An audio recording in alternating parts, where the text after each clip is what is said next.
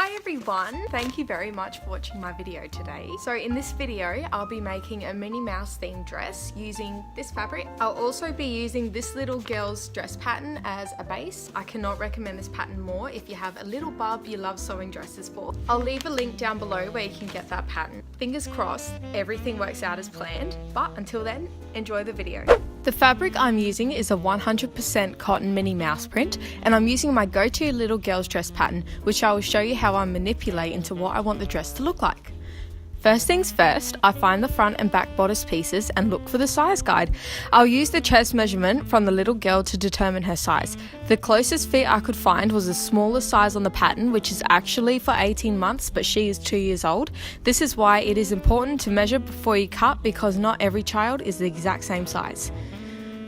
Before tracing, I iron my pattern pieces and then transfer the preferred size on some pattern making paper.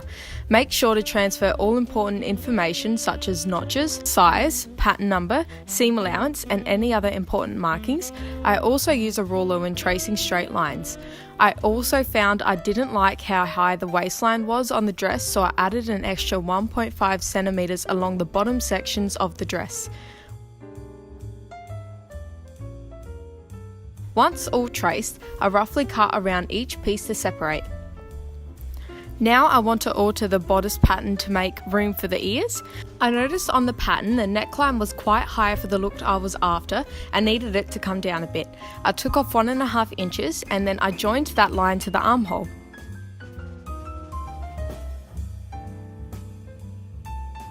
Here is where the ear will sit. I already had a perfectly cut circle template and I'm just playing with the placement. I'm happy with the size, so I traced around the template, leaving a seam allowance, and extended the bottom parts like so. This is because I wanted the ears to have a pleat for a more three-dimensional look. I want my straps to be 1 inch wide, so I measured a 1 inch strip directly in the centre at the shoulder seam, and then kind of eyeballed where it needed to meet on the bodice. Now I'm adding a 1.5 centimeter seam allowance on either side of the straps. Now I have to alter the back bodice piece to align with the strap. I meet up at the shoulder seam and just mark where the strap starts. Then I join these points and erase the original line, as I don't want to be confused when cutting. Because the strap will be a separate pattern piece, I trace out just this section. I make sure to add a seam allowance down the bottom and mark the shoulder seam.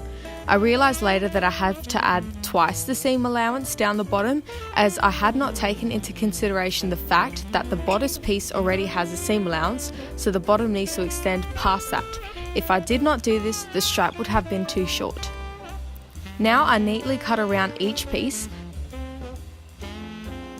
Something I always do when pattern making is check whether the shoulder seams align. 9 times out of 10 they don't.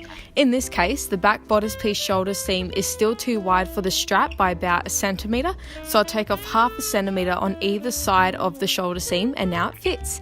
Something important I forgot to mark on the strap is the grain line. So I line up the front bodice piece fold line along a straight line on my cutting mat grid.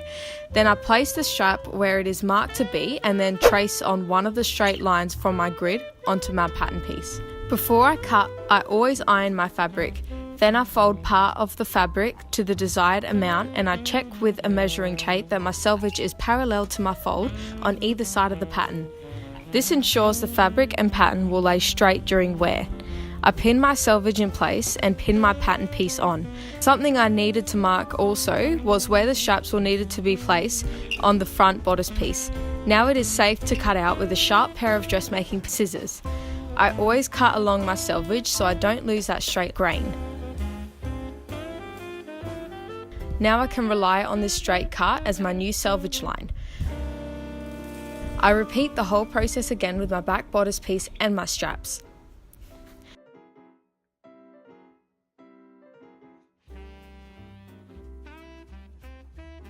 I made a random notch on one of the side straps so I knew which was left and right.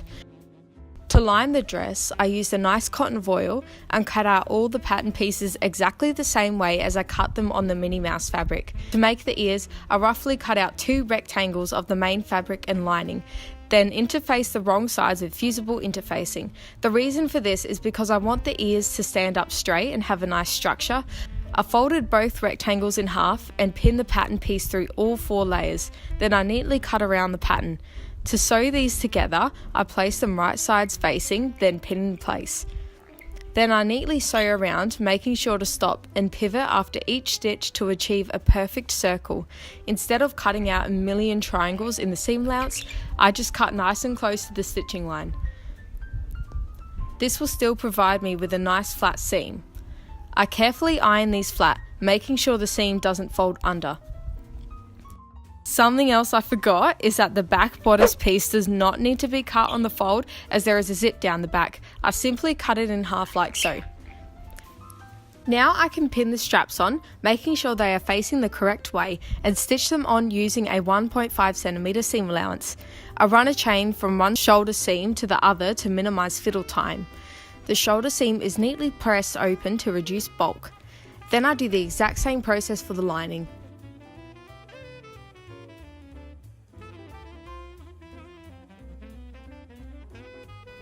Now I can line these 2 pieces up neatly and pin along the shoulder seams first, as this is where the fabric needs to meet.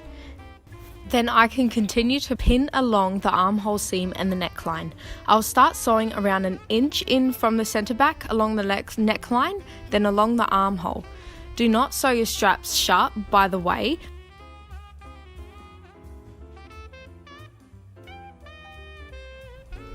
Once stitched, I trim all the seam allowances and then clip the curves to achieve a very neat finish.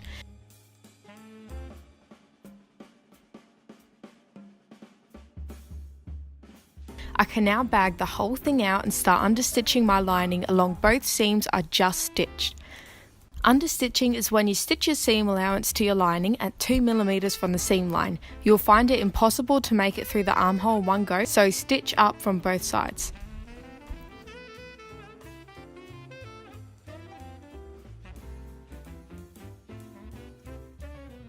Now I'm just having a fiddle with the ears. While folding into place, I'm making sure that the pleat intersects at the 1.5 stitching line. Next, I'm basting the pleat in place so it makes the next step easier. Right sides facing the front bodice piece. And I pin the ears as close to the centre as possible, but making sure it'll still fully conceal the strap. Then I baste the ears to the front piece. Now I can place my lining on top and pin in place. I place the pins in vertically where the notches are for the strap placements, so I know to leave a gap there as the strap will slide in and be stitched in place later.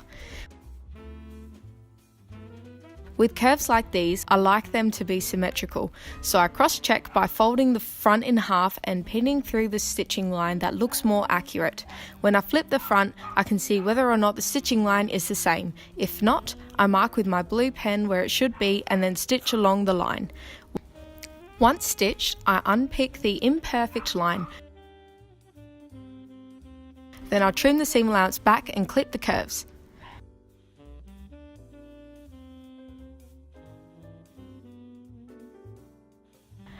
Next, I will stitch the side seams together. I open up the front and back pieces along the side and then line them up. First, I'll pin the seam intersection in place as it definitely needs to line up here first. Then the rest of the seam can also be pinned. Same process, 1.5cm seam allowance, trim back and then press the seam open.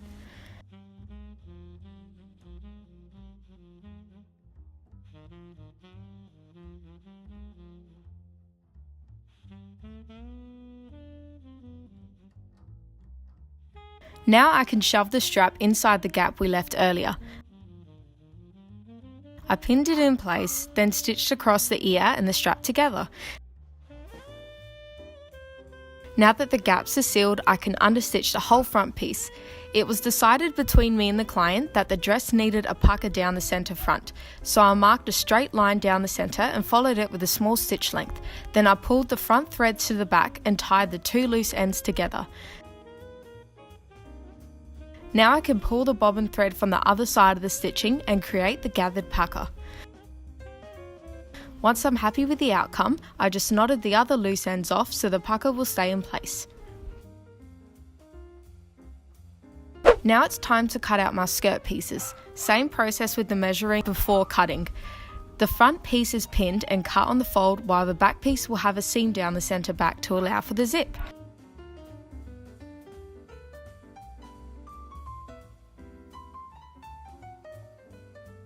Once the back piece is cut, I snip a notch where the zip should end.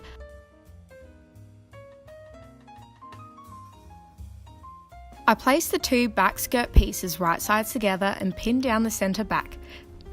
The horizontal pin marks where I will need to stop sewing to allow for the zip.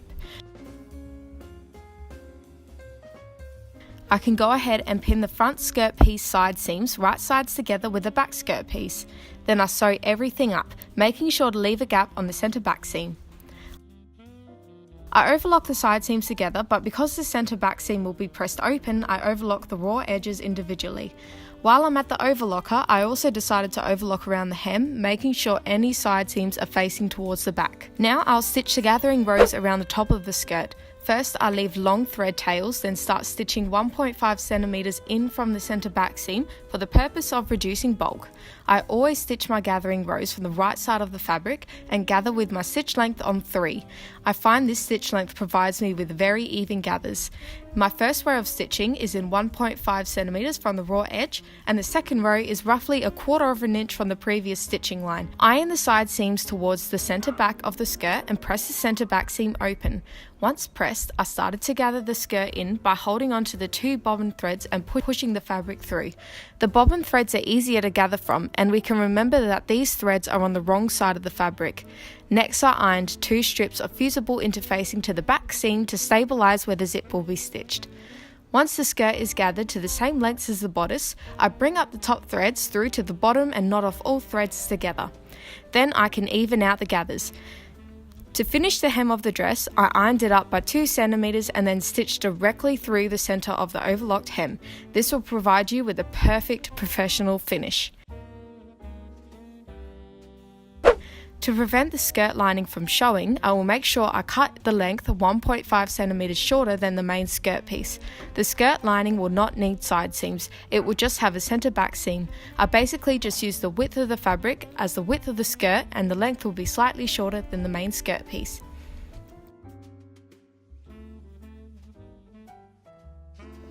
The next thing I did was overlock around the whole rectangular lining skirt piece, and then I sewed 2 rows of gathering stitches across one of the longer edges.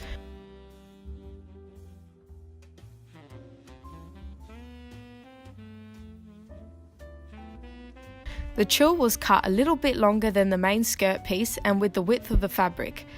I increased the differential feed on my overlocker to create gathers. To gather the tulle even more, I held onto the 2 needle threads of the overlocking and gathered the same way I gathered the skirt pieces.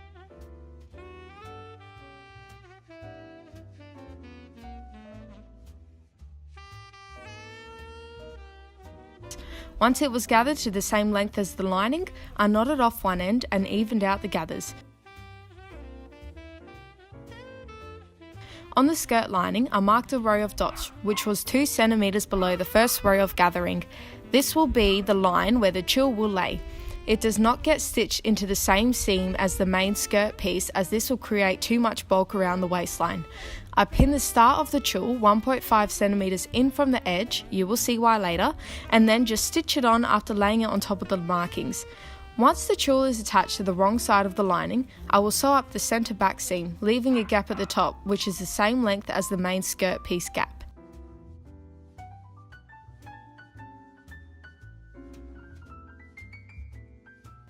Then I press this seam open and press up the hem as well, exactly the same as the main skirt piece.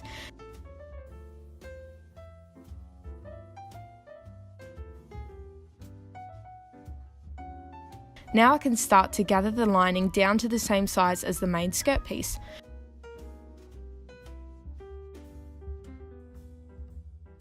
Once gathered, I fold the center back seam open by 1.5 centimeters and pin in place, making sure to catch the edges of the tulle in this fold.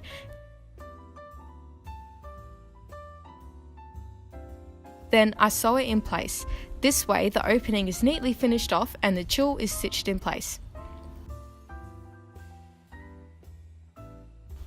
Next, I pin the lining to the main skirt piece with the tulle sandwiched in between these layers. The lining will be pinned around 3 centimeters in from the main skirt piece.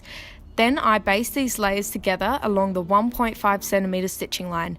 I do not recommend sewing this part from the lining side like I did. I later unpicked this and sewed it from the main skirt side, so I had better control over how my gathers will lay.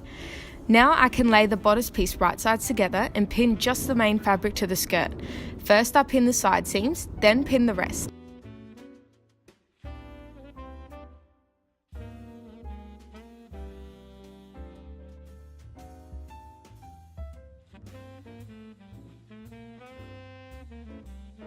And stitch it all together. Then I stitch it again by about 1/4 inch inside the seam allowance. This will help in neatly finishing the bulk of the gathered layers together. Then I trim close to the stitching line I just did to reduce more bulk at the waistline. To stitch in the zip, I start by marking where the zip should start, then align the plastic topper just underneath that marking. I can then pin the rest of the zip in place, and I do a stay stitch down the side of the zipper as a temporary hold. Then I popped on my invisible zipper foot and stitched the zip in properly. As the foot moves the zipper teeth out of the way for the needle to stitch nice and close. Then I zipped up the zip and laid it flat on a table. I transferred a marking on the zip at the waistline, and I transferred a marking where the zip ends onto the zip and the fabric. Then I pin the waistline in first, then the top of the zip, and then the bottom. I stay stitch first using my invisible zipper foot, then stitch it down properly afterwards. Next is to attach the lining, so this needs to be pinned with 1 centimeter of excess seam hanging all the way down.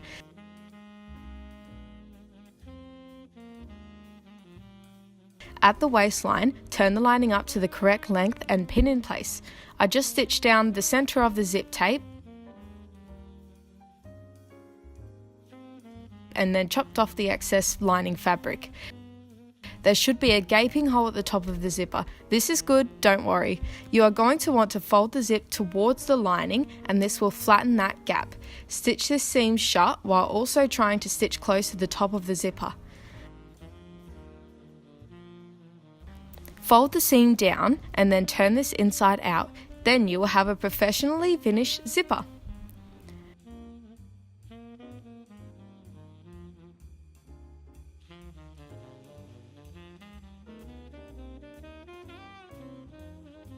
For the embroidery, I always stitch out a test piece first, then figure out its placement. Once the client and I were happy with the placement, I roughly marked where the center might be and then hooped up some tearaway. Then I placed my fabric on top of the hoop and used precise positioning to check the center and corners.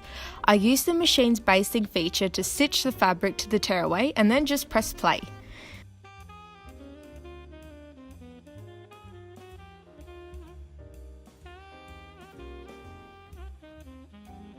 I teared off the tearaway and cut away the basting stitch.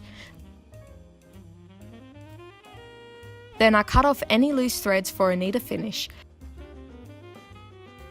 I used the water spray to get rid of any blue markings. The last step is to hand stitch down the lining. I lay the dress flat and pinned the lining under, folding it at the waistline. Then I went ahead and slip stitched the whole thing. This involved slipping the needle through the fold of the lining and then through the skirt lining, just like I'm doing here.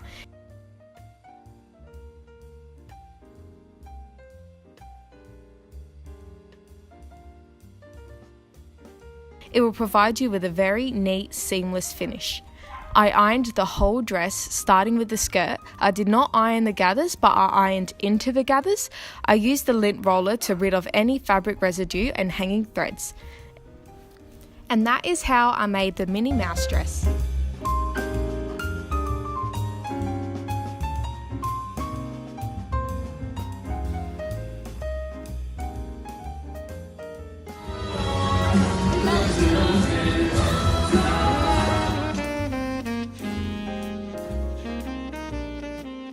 Thank you very much for watching till the end. Congratulations for lasting this long. I hope you learned something from this video or found it enjoyable to watch. Like I said earlier, the link is down below for the pattern if you wish to get yourself one. And until next time, take care.